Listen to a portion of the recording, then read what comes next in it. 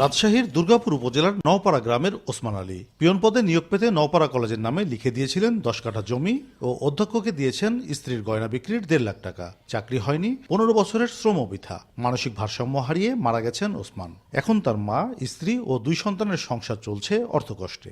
মাঠে দিয়ে বেতন করতে মাঠে দেওয়ার পরে আবার 1.5 লাখ টাকা দিল, দিয়ে বেতনের কিছু হইল না। বউয়ের গায়ের গহনা বেশি টাকা দিল, বাবুর বেতন টাকা দিল, দিয়ে বেতন না হাতে চিনতে চিনতে পাগল মরে গেছে। 1.5 লাখ টাকা দিলে আমি বেতন করে দিব, তখন 1.5 লাখ টাকা দিনু, দেওয়ার পর কোনো বেতন টেতন কিচ্ছু হয়নি। স্বনির্ভর করতে করতে ওই পাগলা হয়ে গেল, যা মেলা কষ্ট করে মরে গেছে, খালি কলেজ করে।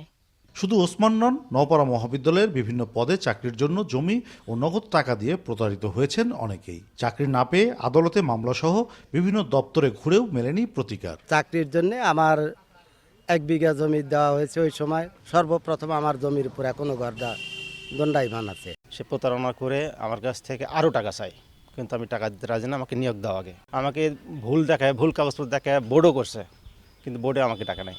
অর্থ আত্মসাৎই নয়, প্রশ্ন আছে হোসেন আলীর অধ্যক্ষ পদের বৈধতা নিয়েও। 3য় বিভাগে পাশ করেও রাজনৈতিক প্রভাবে 24 বছর দখলে রেখেছেন কলেজটির অধ্যক্ষ পদ। আদালতের নির্দেশও তাকে সরাতে পারেনি। তবে তদন্ত করে ব্যবস্থা নেওয়ার কথা জানিয়েছেন উপজেলা নির্বাহী কর্মকর্তা।